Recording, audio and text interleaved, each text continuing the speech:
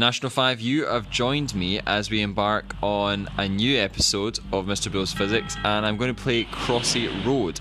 I'm going to do this 3 attempts. I've only done like a few, and my top score at the moment is 57, so we'll see if we can beat that. I'm going to commentate as we go through. 3 attempts, can I beat my high score? Let's do this. Here we go. Right, nice and easy start,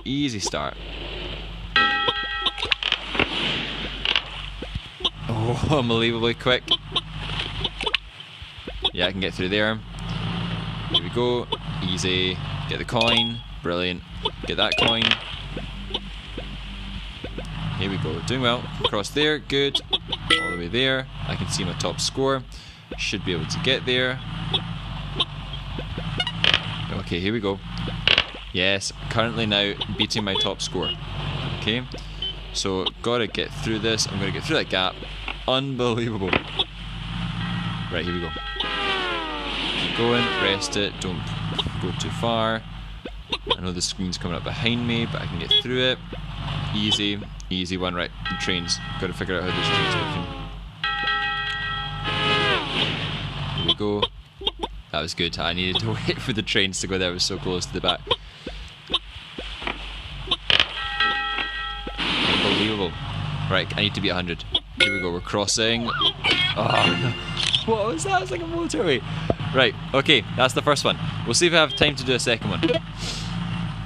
Alright, that was good. Right, here we go. Easy. A bit more confidence now. Look at that. Look at that. Nope. Okay. Sometimes you win it, sometimes you lose it. Last one. Can I beat my high score? We've done pretty well.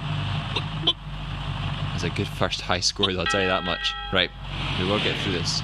Nice and easy. That car's going really slow. Gonna have to wait for that car. There we go. Nice and easy. Patience. See, it's just a little bit of patience. That's all you need. Oh no, muck this up, muck this up. Oh no. Unbelievable. Right, that was incredible. I can't believe I did that, to be honest with you. Right, slow and steady. Let's just calm this down. Right. Through there, and I've got a wee bit there. Excellent, see that? Here we go. Next one. Brilliant. Right, through the next one. Up here. Okay, with 5-lane motorway. I need to find the gap in this motorway. I've got it. There we go, easy. See, it's not too difficult. That's fine, that's good. We're at 84 already. There we go. Wee gap there, brilliant. Okay, good. I don't know. I'm gonna have to go up here. There we go. Oh no, 99, unbelievable. Right, well, the top score, I was so close to 106. I'm sure if you've played this before, you've got loads more. National 5, that's a little bit of fun. Let's get on to some past paper questions. National 5 Dynamics Part 3, and some difficult questions here on forces, but we'll go through it step by step, and I hope it helps you guys out. So, yep, 3, 2, 1, and let's do it. National 5, that was a bit of fun there with Crossy Road. I think I did actually quite well, but maybe I should start some sort of like gaming YouTube channel and get all of you guys to swap over to that after you've done your physics. But anyway, let's go on to these questions, and a little bit more difficult this week with forces, but let's read out question 1. So it says, an air descender is a machine that controls the rate at which a climber drops from a platform at the top of a climbing wall. A climber attached to the air descender by a rope steps off from the platform and drops towards the ground and lands safely.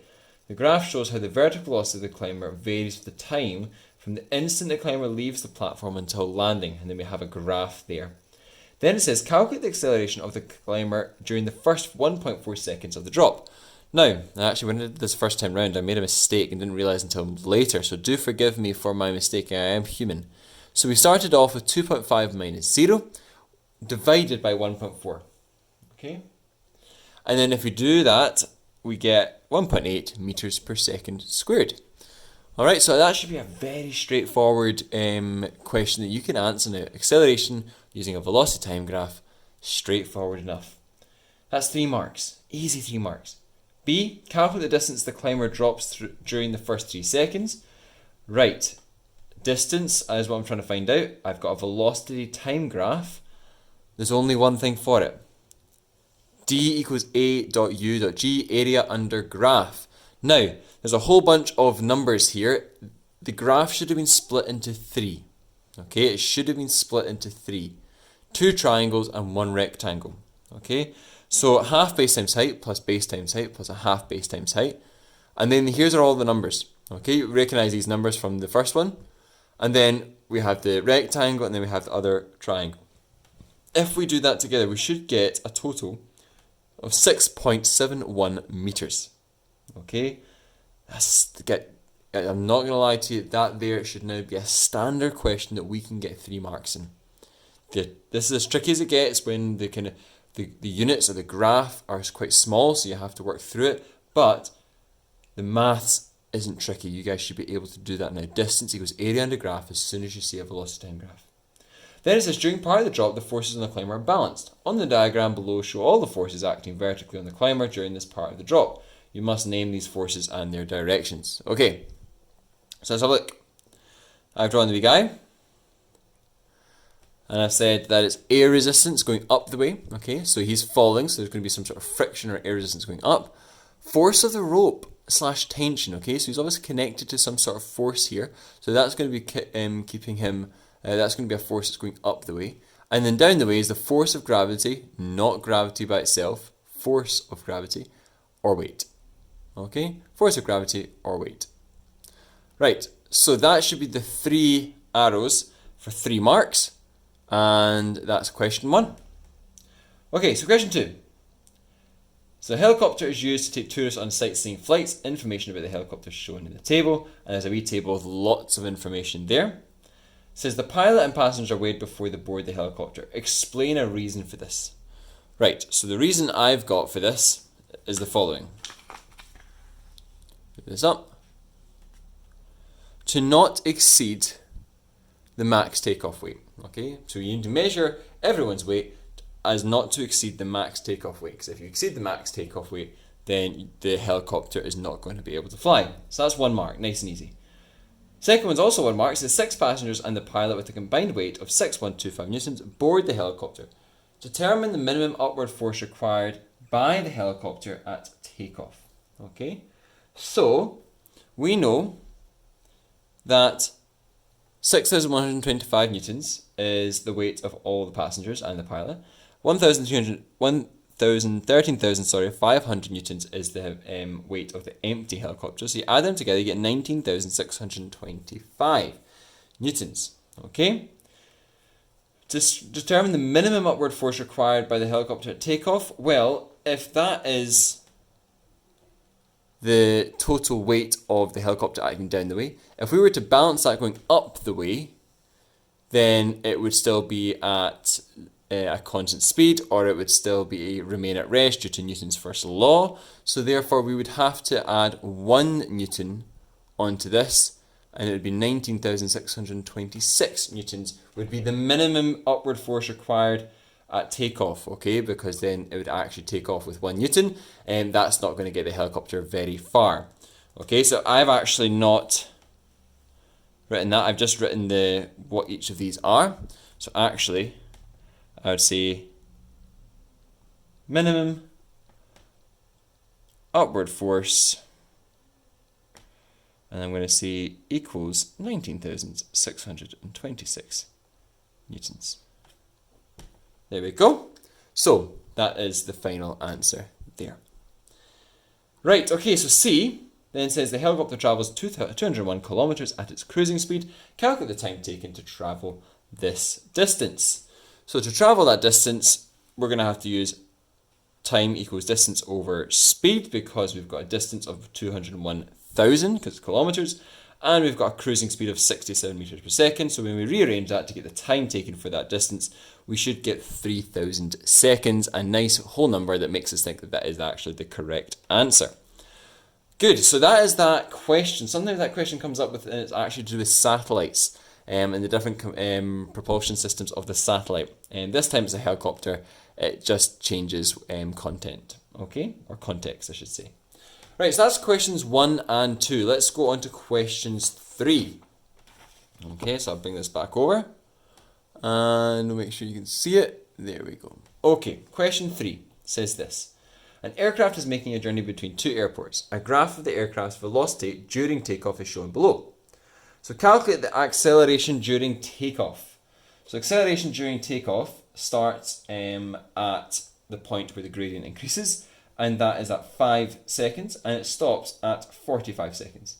And we can see that that's 5 meters per second, it starts there, and then it accelerates all the way up to 55 meters per second. If I was to do that, again, it's a very simple equation. We've done this before, we did it in question 1, it's just 55 minus 5 divided by 40, which gives us 1.25 meters per second squared. So that's a standard question. Next one, not so standard, but something we did a wee while ago. During flight, the aircraft is travelling at a velocity of 100 meters per second due north, and then encounters a crosswind of 40 meters per second due east. By scale diagram or otherwise, determine the resultant velocity of the aircraft. Very similar to resultant displacements, but this time we're using force. Okay, so I've drawn the diagram, and I know that that's north. I've given myself the angle that I'm trying to find out, and I've given a double arrow to show my resultant. Okay, we know that in these ones you have to do Pythagoras, so I do Pythagoras and I find out that it's 155 meters per second. Then I want to do trigonometry, and trigonometry is just going to be the opposite over the adjacent. Okay, and if I do that, I get, oh, here we go, there we go. Tan theta equals opposite over adjacent, 150 divided by 40. Inverse tan of that gives us 75 degrees. And then therefore 90 minus 75, because look at my triangle, remember if I was to slot that into my little map, or diagram I should say, that would be 90 minus whatever the angle is here. Okay, also we know that it should be 90 minus because we need to find this wee small angle in between here.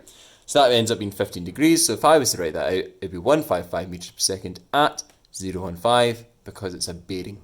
Okay, that's 4 marks. We should actually, I think we've done enough of these now that we should be getting some marks here.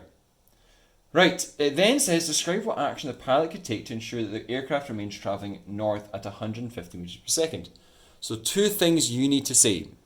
2 things for 2 marks. Okay, always look at the marks because that's going to give you an indication of what you need to say. First of all, and sorry for the sun here, it's obviously just streaming through, so half of it's in shadow. It says the pilot could alter his direction and head at a bearing of 345 because that's now, instead of him going that way, he's now changing his bearing, so he's going that way, okay, to account for the wind. So he'd be changing his 15 degree angle to the other side, which would be 345. However, he needs to also continue going at the speed of 155 meters per second because that was the resultant speed we had found out earlier as well. So those are the 2 things. The speed 155 meters per second, but now heading in a direction of 345. Right, good. Then the next one, which I think is quite a tricky one, also linked to 4, it says the aircraft arrives at the destination airport. The airport has 3 runways of different lengths to accommodate different sizes of aircraft. Explain why larger aircraft require a much longer runway to land safely. Okay, some marks here. Again, all these mistakes. What is going on today? It must just be I'm tired. But do you know what? I'll tell you the right answers now, so that's all that matters. Due to the large aircraft mass, it will take longer to stop due to the reduced deceleration by A equals F over M. Okay, so there's 2 marks here. Due to a larger aircraft mass, it will take longer, okay, to stop due to reduced deceleration by A equals F over M. And this is the key equation here because look, if we have an increased mass, we're going to have a smaller acceleration. Okay, so therefore it's going to take a longer time to slow down because our deceleration is not as big. Okay, so just a little bit of knowledge there on Newton's second law, F equals ma.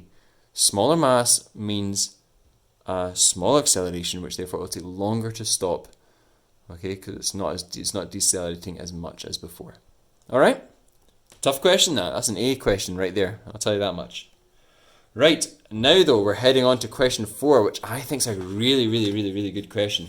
All right, any engineers out there, if you are thinking about aircrafts or aeronautical engineering, this is a good question for you. It says the length of a runway required for aircraft to lift off the ground into the air is known as the ground roll. The ground roll of an aircraft varies for each takeoff. Use your knowledge of physics to comment on why the ground roll of an aircraft varies for each takeoff. Right, I'm just going to go through everything I said, because I said quite a few little bits and bobs here. Okay? So each ground rule will be different because, and I've given a list of points here. 1, the wind speed / direction is always changing. Alright? And air resistance could affect how long aircraft takes to roll before takeoff. So for example, if you're in a plane and the air resistance or the wind is coming right against you, that you're going to have to put a lot more force in, so you're probably going to have a longer ground roll.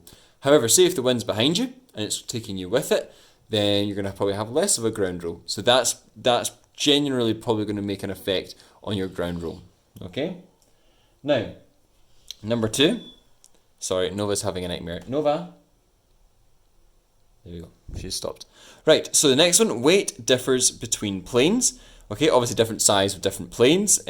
The more mass a plane has, the longer the ground roll, okay? Because you're going to have to take more of that aircraft, more mass of the aircraft, and you're going to have to get that up to speed. That's going to take more force, okay? And probably a longer ground roll. The next one could also depend on how many passengers are on board, i.e., again, the idea of weight, making a big factor on the ground roll. Could also be on due to F equals ma, the greater the mass, and this is me kind of explaining the last 2 points, the greater the mass, the more force will be required to accelerate the aircraft to take off speed, okay? So you're going to have more force, that might mean you have to go on the ground a little bit longer before you take off. More, it says, could depend on the number of wheels in contact with the runway, because the more wheels you have, the more friction you have, therefore the longer it might take for you to leave the ground. And then in the last one I've said aircrafts with more jet engines, thus greater force, will have less ground roll. Okay, so I have just given you a whole bunch of stuff here. 1, 2, 3, 4, 5, 6 bullet points that I would have said if I was answering this question, and that would be 3 marks. That would be 3 marks. Alright, so that is all the past paper questions for today. That is us for another week. We're still going to be on dynamics, I think, for 1 more week, or maybe we're moving on to space next week. It'll be a surprise for all of us. National 5, well done. Enjoy being outside this weekend. Hopefully it's good weather. The spring is here.